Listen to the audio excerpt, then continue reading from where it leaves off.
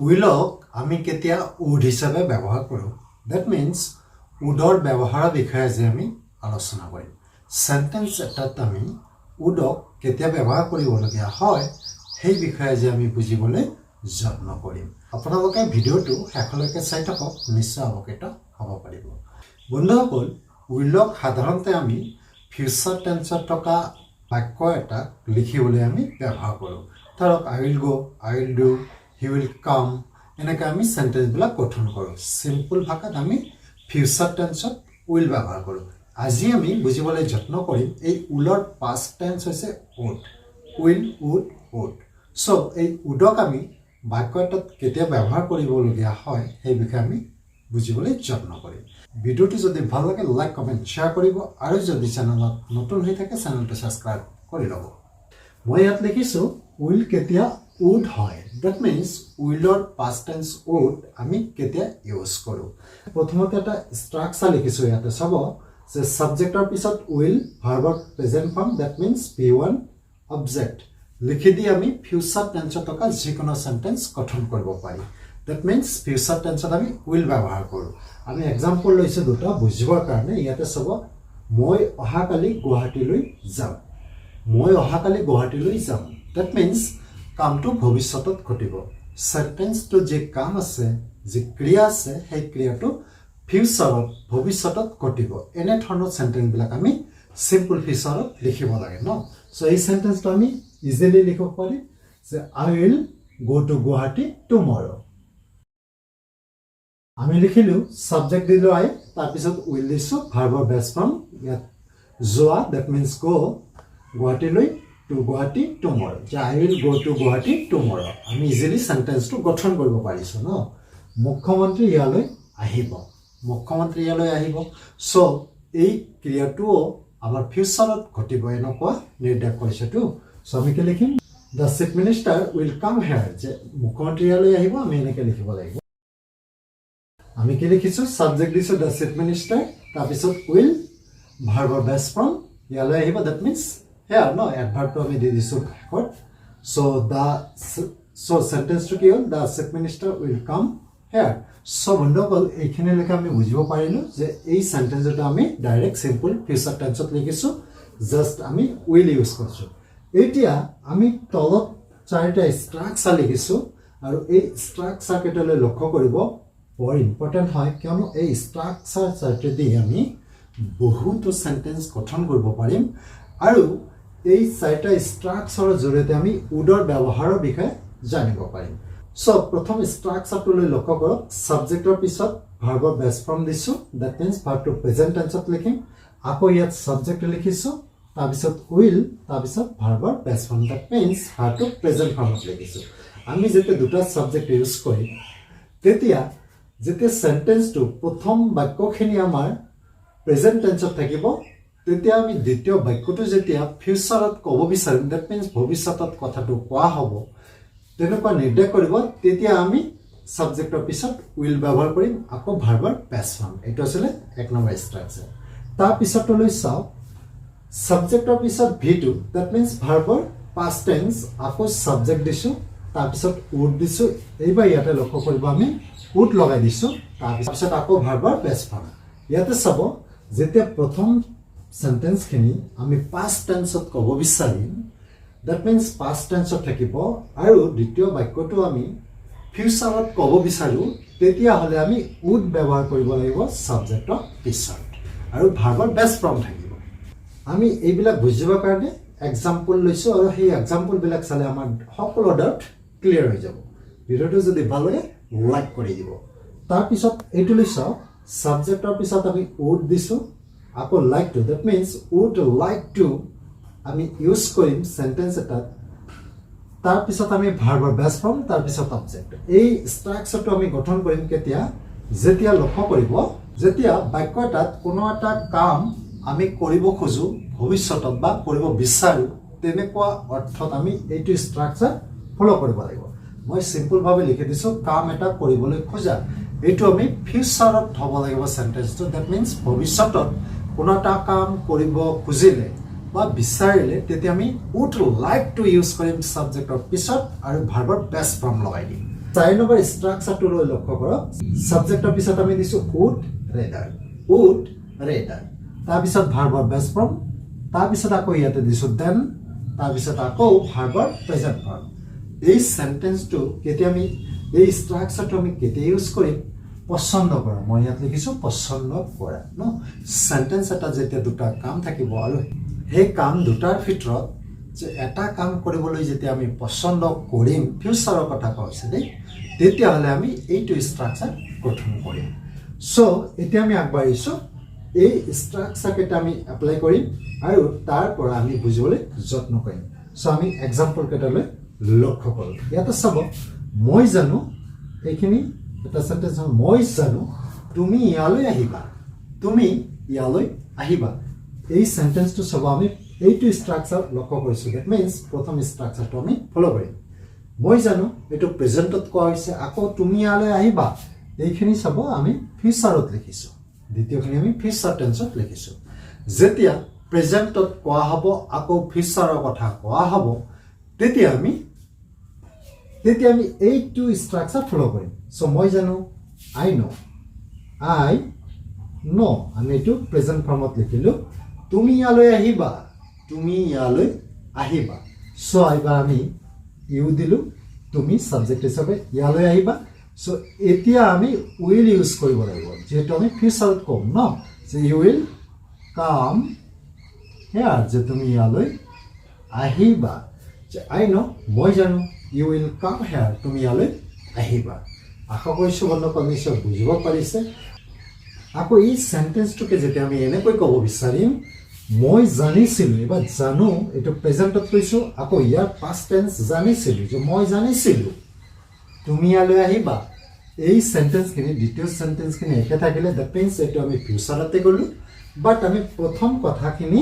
পাষ্টত কৈ দিলো এবাৰ যে মই জানিছিলো এখিনি পাষ্টত আছে ন মই জানিছিলো এখিনি পাষ্টত আছে ন আকৌ আগৰটো কি আছিল মই জানো এটো প্ৰেজেন্টৰ সো আমি পাষ্টত ক'ব বিচাৰিলে আকৌ দ্বিতীয় সেন্টেন্সখিনি যেটা আমাৰ ফিউচাৰত থাকিব তেতিয়া আমি would ইউজ কৰিম সাবজেক্টৰ পিছত সেই কাৰণে আমি 2 নম্বৰ ষ্ট্ৰাকচাৰটো এবাৰ ফলো কৰিম সো মই জানিছিলো I নর past tense লিখিব লাগিব knew I knew আমি ইয়াত that লগাব পাৰি সাপোজ I knew that মই জানিছিলো যে বা I know that আমি এনেকেও দিব পাৰো এটা কনজাংশন লগাই দিব পাৰো ইয়াতে আমি এটা কনজাংশন দিব পাৰো that means that বুলি লিখিব পাৰো সো I knew মই জানিছিলো সো ইয়াত যেটো যে নাই that means conjunction আমি এড কৰা নাই আমি এনেকে লিখিম যে I knew মই জানিছিলো you এবাৰ আমি would দিব লাগিব ইয়াতে যে you would come here যে you would come here মই জানিছিলো তুমি ইয়ালৈ আহিবা সো বাক্যটো আমাৰ কি হ'ল যে I knew মই জানিছিলো you would come here তুমি ইয়ালৈ আহিবা সো আমি ইয়াত would ইউজ কৰিলে এবাৰ যেতিয়া সেন্টেন্সটো পাষ্টত কম আমি প্ৰথমখিনি মানে আৰু দ্বিতীয়খিনি আমি ফিউচাৰত ক'ব বিচাৰিম তেতিয়া আমি would ইউজ কৰিব লাগিব এইখিনি মনত ৰাখিবলৈ যত্ন কৰিব আৰু কেইটামান আমি এক্সাম্পল চাওঁ ন এবাৰ এই সেন্টেন্সটো লৈ চাওঁ হি মোক কয় যে হি এটা মোবাইল কিনিব হি মোক কয় এইখিনি প্ৰেজেন্ট টেন্সত আছে হি এটা মোবাইল কিনিব এইখিনি আকৌ ফিউচাৰ টেন্সত আছে ন সো আমি প্ৰথম ষ্ট্ৰাকচাৰটো ফলো কৰিম হি মোক কয় সো আমি কি লিখিম হি টেলস মি আমি tell lot SQ দিলু যেটো হিটো is a third person singular number he tells me ইয়াতে সব একটা কনজাংশন আছে যে দ্যাট মিন্স দ্যাট এবাৰ আমি দ্যাট লগাই দিম এই দ্যাট মানে ইছে যে আৰু ইয়াক কনজাংশন বুলি কও সংযোজক দ্যাট মিন্স দুটা সেন্টেন্সক সংযোগ কৰে একচুয়ালি এই সেন্টেন্সটো ইনডাইরেক্ট নারেশনত দিয়া আছে সো আমি কি লিখিলো হি টেলস মি দ্যাট হি এটা মোবাইল কিনিব সো ইয়াতে আমি সাবজেক্ট লিখিলো হি এবাৰ আমি ইয়াত কি দিম উইল দিম কিয়নো প্ৰথম সেন্টেন্স কি আমাৰ প্ৰেজেন্ট টেন্সত আছে সো এবাৰ আমি কি লিখিম হি উইল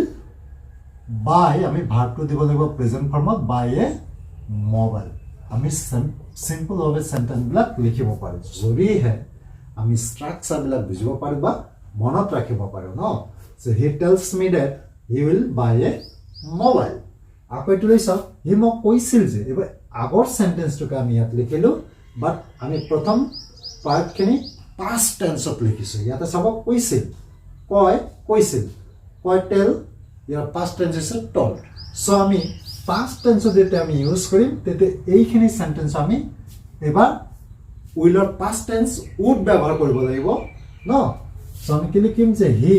তাৰপিছত আমি ভাৰ্বটো লিখিম যে told tell or past tense is told এবাৰ আমি কনজাংশন লগাই দিলো that মানে হৈছে যে he told that এবাৰ আকৌ আমি সাবজেক্টটো লিখিম he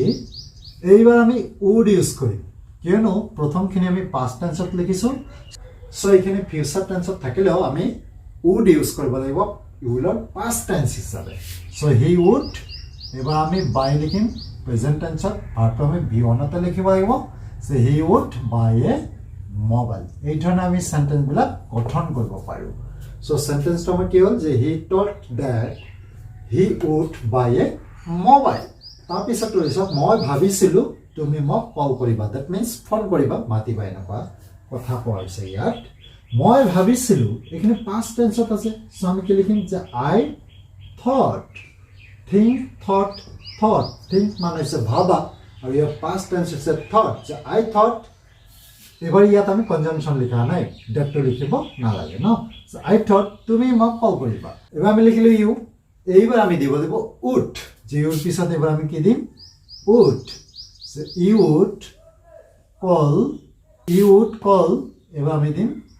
me অবজেক্টটো দিলো যে you will call me তুমি মোক ফোন কৰিবা দ্যাট মিন্স কল কৰিবা so I thought you would call me so এনেবোৰ সেন্টেন্সত আমি would ব্যৱহাৰ কৰিম আশা কৰিছো বুজিব পাৰিছে মই কৈছিলো যে মই তালৈ যাম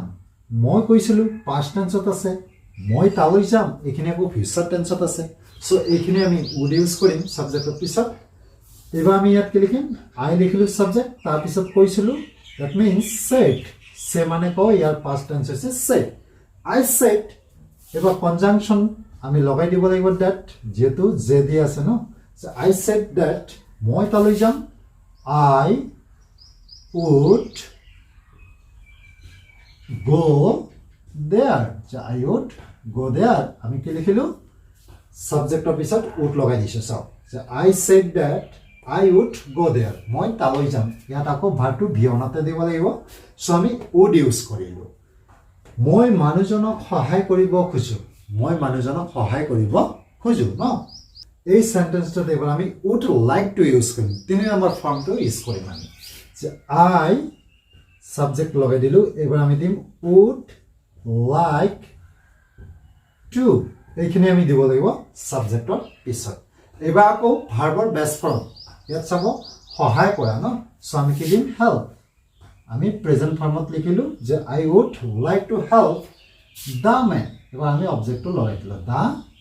man মানে কোন এটা কাম কৰিব খুজা কৰিব বিচৰা that means এইটো ফিউচাৰত বুজোৱা হৈছে ফিউচাৰত কৈছে না মিনিংটো কৈছে যে I would like to help the man মই মানুহজনক সহায় কৰিব বিচাৰো ফিউচাৰত কৈছে নেকি মই ভাত খোৱাতকৈ চাহ খোৱা পছন্দ কৰো ইয়াতে চাব ভাত খোৱা আৰু চাহ খোৱা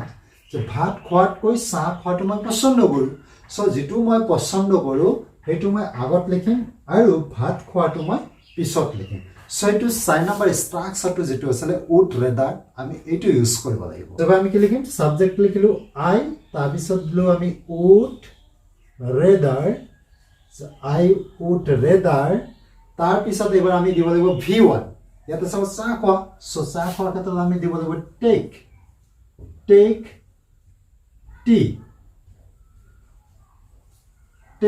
tea আমি লিখিলো I would rather take tea